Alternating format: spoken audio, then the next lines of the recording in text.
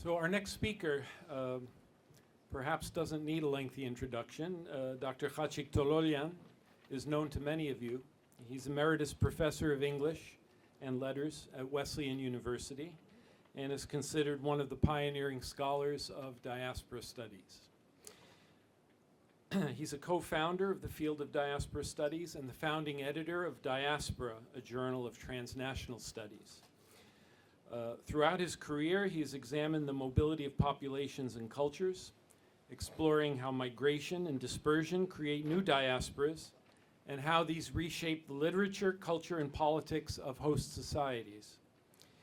Though he modestly insists that he's not an Armenologist, his work is of immense value to all of those engaged in Armenian studies.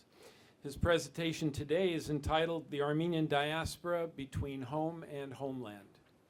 Khachig, the floor is yours. Thank you. In February 2002, I participated in a major conference on diaspora studies held in Poitiers, France. Oh, sorry. Thank you. Okay, in February 2002, I participated in a major conference on diaspora studies held in Poitiers, France. Two of its panels were dominated by Israeli scholars who repeatedly and programmatically spoke of Israel as, quote, the home of the world's Jews, end quote. At the end of the second panel, a member of the audience, a woman, addressed the panelists. I paraphrase her unforgettable words quite accurately, I think. She said to the Israeli scholars, "You repeatedly refer to Israel as the home of global Jewry. I am a diasporic American Jew, and I don't accept your terminology. My home is the United States, where my parents and I were born, where we are citizens, and where I live and teach sociology. My ancestors' homeland was Hungary, where my family lived since the 1400s until the Holocaust ended them. So Israel is neither my home nor my homeland. But I am a Jew, I care, and of all the countries in the world other than the United States, Israel is the country I care most about," end quote. These comments set up the categories of home, homeland, and the third one, the most cared about other country. They produce a trio that perhaps unnecessarily complicates the duo of home and ancestral homeland that we diaspora Armenians live with. In my own work, I have argued that every Armenian community surviving outside Armenia displays two tendencies: the ethnic, which is home-oriented, and the diasporic, which is, of course, homeland-oriented, though not only that. These tendencies exist in different proportions and intensities. Consider our own community here in the US. There are many who live as Americans who are also part-time Armenians. They display characteristic ethnic behaviors. For example, they acknowledge Armenian descent and claim an Armenian identity, try to maintain social and marital ties with others like themselves, know fragments of Armenian, occasionally or frequently attend an Armenian Apostolic Church or an Armenian Catholic or an Armenian Protestant Evangelical Church. They remember the genocide and occasionally attend events organized by community organizations. They can be persuaded to donate money to support Armenian institutions and practices, ranging from a Sunday school to youth groups to summer camps to an athletic organization like the Hominid Men. They sometimes support and contribute financially to the political campaigns of fellow ethnics, whether they are governors like George Deukmejian of California, or, for example, members of the State Senate of Rhode Island, like where I live, like David Tikoyan. Such behaviors constitute and sustain Armenian ethnicity in the US. Not all, but many Armenian American ethnics additionally display specifically diasporic orientations and transnational commitments. These take two forms. The first is displayed by caring about other diasporic communities, places where their families used to live and other Armenians still do. Western diasporas support, for example, organizations like the Surpurgic Hospital or the Getro Nagan High School in Istanbul, or the Cemaran, or the Tarawi Hovagimian high schools in Beirut. The second diasporic commitment is, of course, directed towards Armenia, the homeland, the country other than the United States that is most cared about, to borrow the Jewish sociologist's phrase. When Armenia was a Soviet republic, this affection was primarily manifested as a rhetorical commitment, and of course it is now enacted more materially. It is important to note that while the diasporic inclination is displayed by many people, it's only a smaller group within that forms the activist diasporic core, whose members expend time, money, and energy towards sustaining collective caring about Armenians and Armenia. The late Israeli political scientist Gabriel Sheffer and I have both argued that until recently, this relatively small core of committed diasporic activists mattered enormously in sustaining the memory and vision of old and current homelands.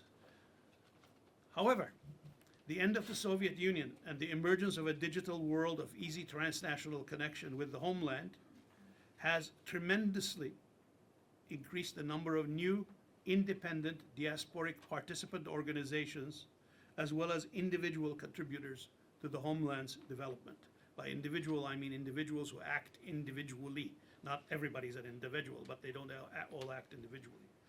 The older diasporic core and key organizations, such as the church, the political parties, and philanthropic entities like the AGBU and the ARS, remain and continue to matter a great deal. Yet, consider this. In the 70 years after the genocide, alongside some minor groups, only 2 or 3 genuinely new and reasonably large Armenian organizations successfully emerged in North America: the Knights of Vartan, the Armenian Assembly, and the Zorian Institute. Since the earthquake of 1988 and independence in 1991, so many smaller new organizations and initiatives have developed with some success that it is difficult to keep track, to enumerate them. I'll give you a couple of examples. SOAR, the Society for Orphaned Armenian Relief; FAR, Fund for Armenian Relief; COAF, Children of Armenia Fund. They come to mind, but there are imaginative others, often driven by just a few individuals with money and vision, like the Tefekyan Foundation and Birthright Armenia, founded by New Jersey's own Adel Hovnanian.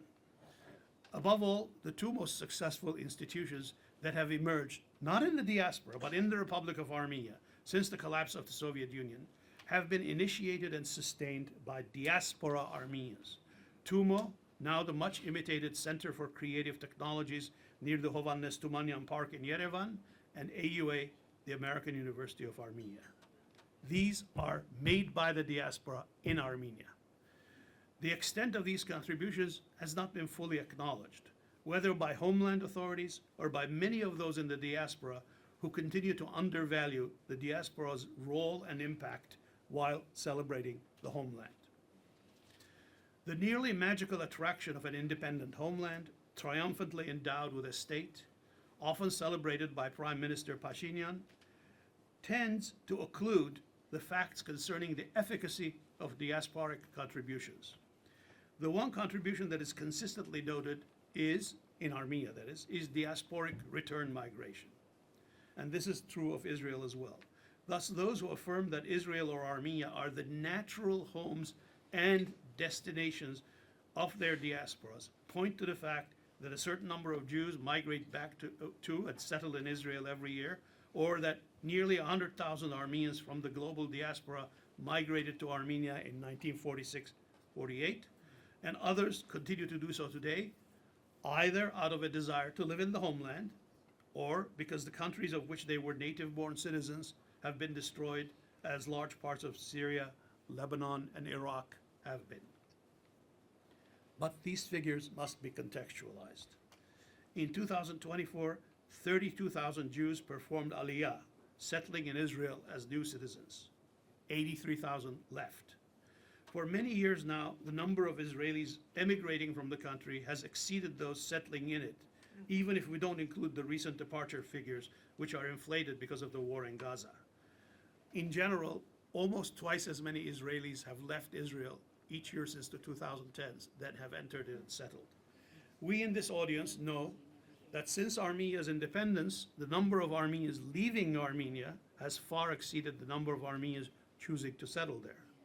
There are no definitive numbers, but the last Soviet census of 1989 showed a population in the Republic of Armenia of 3,350,000. Of these, 170,000 were Azeris and 30,000 Yazidis. 3.1 million were ethnic Armenians. Around 1 million of them have left, have emigrated since, and about 200,000 new immigrants have settled in Armenia, coming from Artsakh, from the republics of former Soviet Union, whether the Ukraine because of the war, Georgia because of anti-Armenianism, or Russia. So 200,000 have settled there, also of course coming from the Middle East, for a net loss in population of around 800,000, 1 million minus 200,000. Another fact and figure that we must think about in this constellation of the number of diaspora Armenians taking on Armenian citizenship while remaining abroad.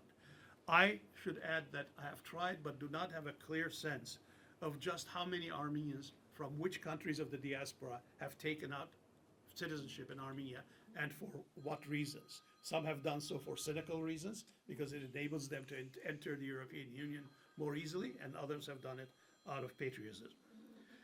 The question is, where is home? Where is the homeland for all these Armenians? What do they care about? How do they express and enact that caring? These are key questions for all scholars of the diaspora. What is clear is that the rhetorically celebrated homeland has not so far been the diaspora's preferred destination. My own prediction is that in the near future, more diasporans will actually become full or part-time settlers in Armenia, for reasons we can discuss if you like, but the exodus of much greater numbers will continue. So we have had a homeland and a diaspora since the mid-11th century, and will continue to do so for the foreseeable future. For various reasons, the size, wealth, and skill set of the diaspora has increased, yet the discourse of that diaspora continues to valorize, to attribute a powerful, inevitable magnetic pull to the homeland, even as more and more Armenians emigrate from it. As a diaspora Armenian scholar, I'm interested in trying to understand how and why this disparity persists. The question for me is not primarily why the homeland is so highly valued even as people leave it.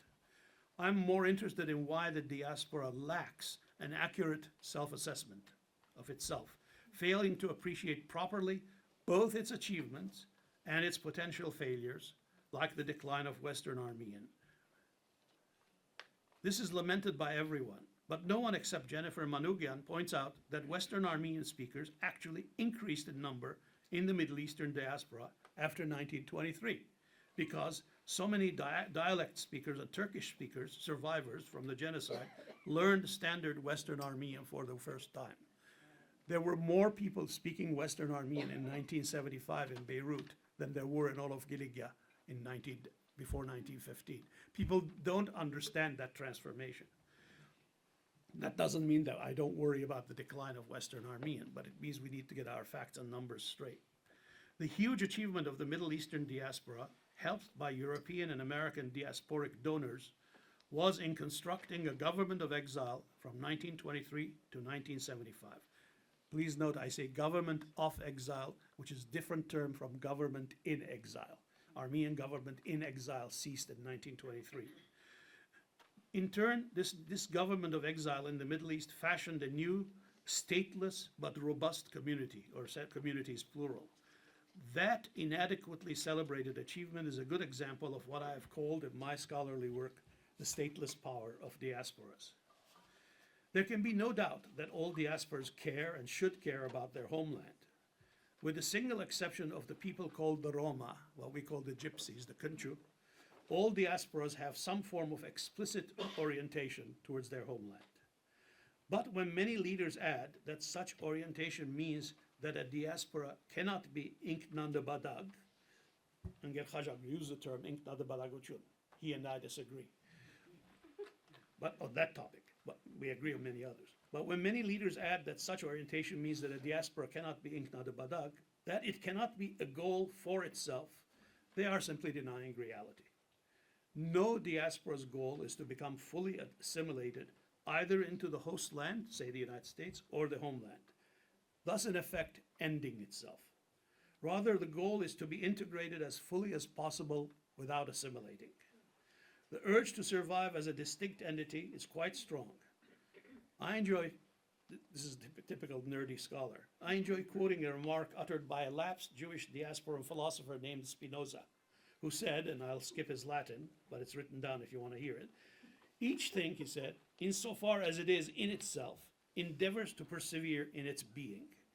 That portion of the transnational Armenian people that thinks of itself as a diaspora works hard in order to persevere, to remain, to endure, to develop as a stateless social entity in which stateless power can sometimes be skillfully exercised.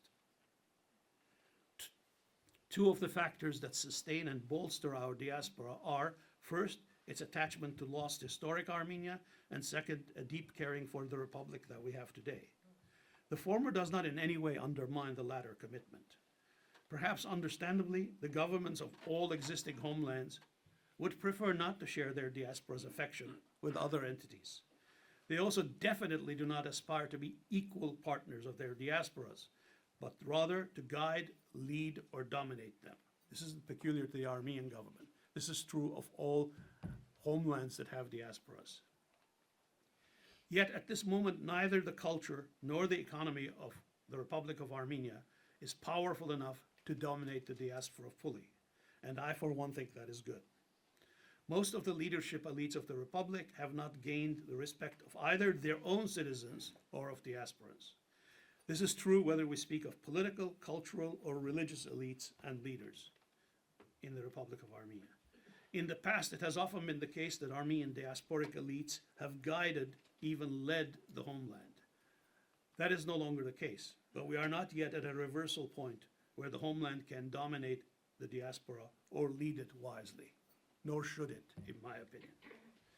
Currently, this general situation has morphed into a particularly interesting problem because the homeland's government is actively seeking to redefine the very concept of the Armenian nation.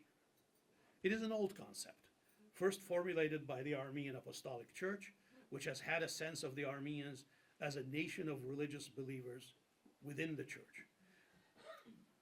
An aside, there is debate among scholars of how true this is, because there are two words that the Armenian church has used since at least the 5th century, Ժողովուրդը, Aska.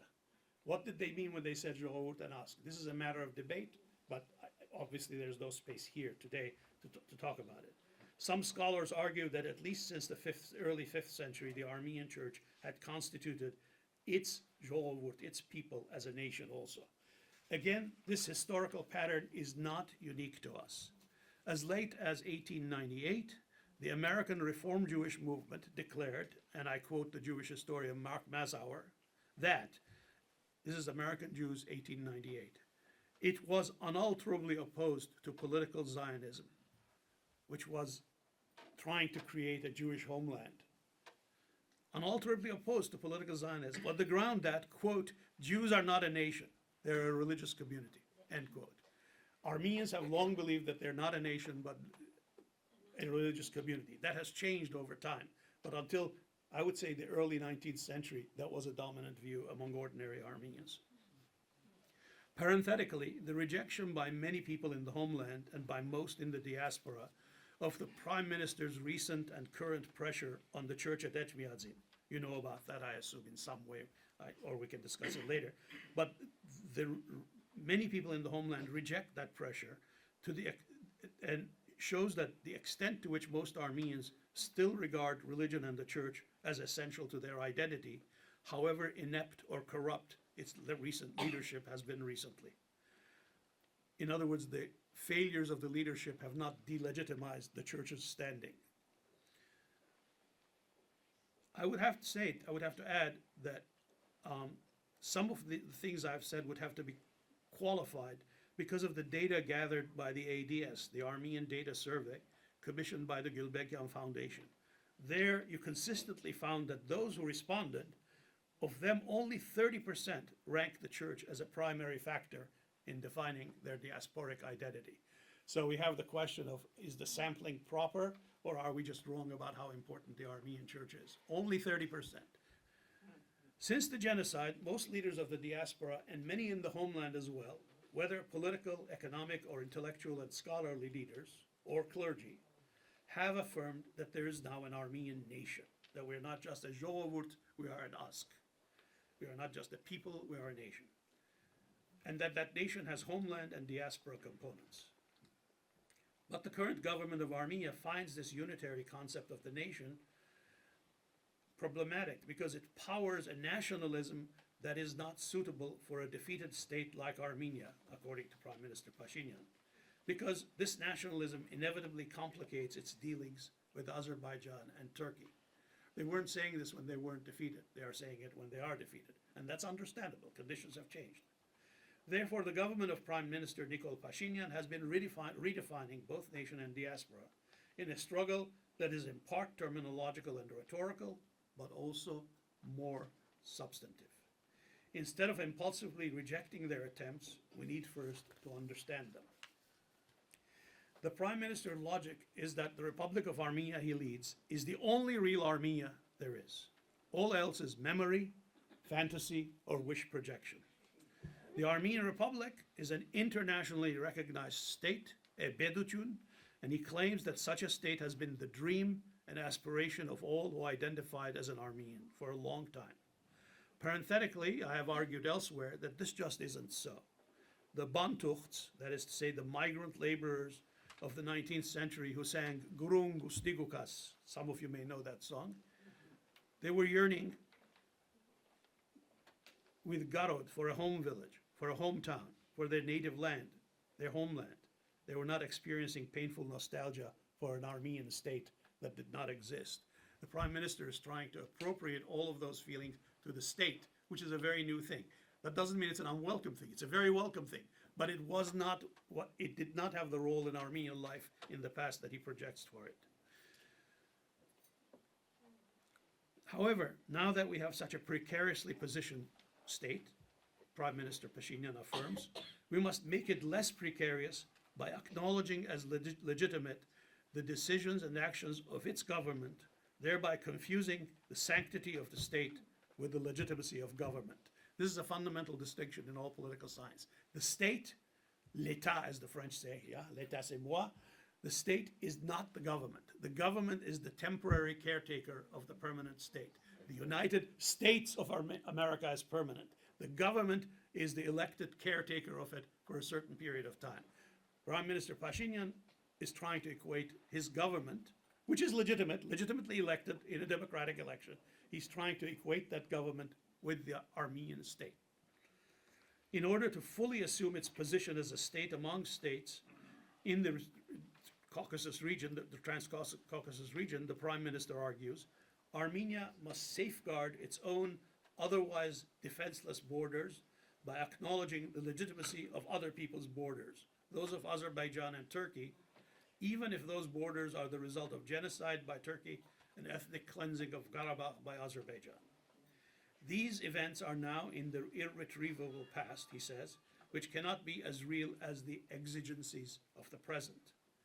This logic quickly leads to other conclusions.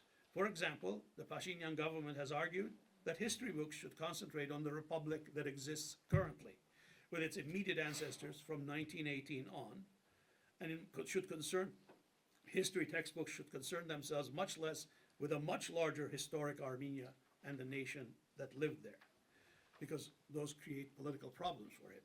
Furthermore, citizenship must be prioritized, not ethnicity, not national belonging, but citizenship, because it is a concrete link to the state, which now anchors identity, he says, and belonging.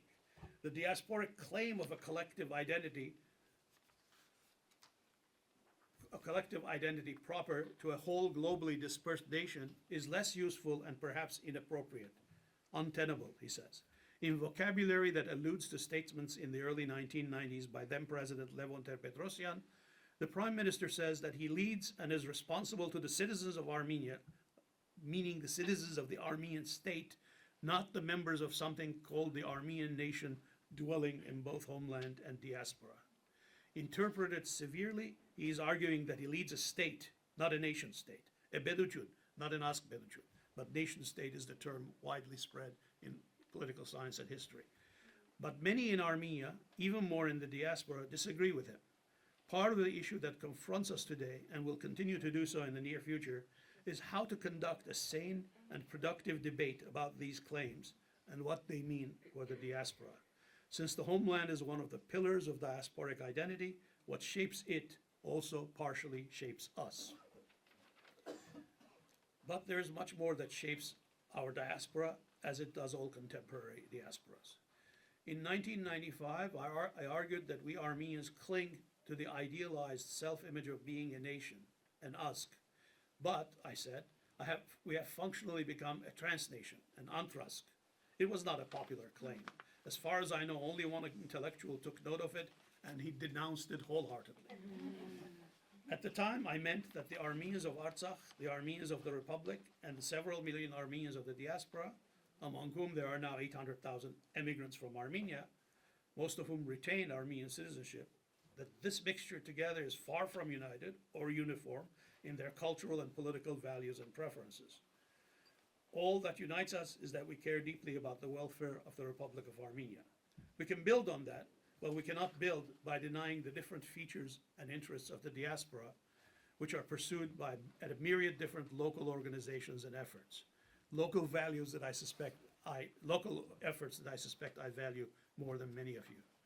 Ours is a diaspora that cannot be governed from the homeland, and as yet cannot be united by its own representative body. What it can do is learn to support both its small local and great transnational organizations which operate across borders in homeland and diaspora. And Khachig named the most important of them.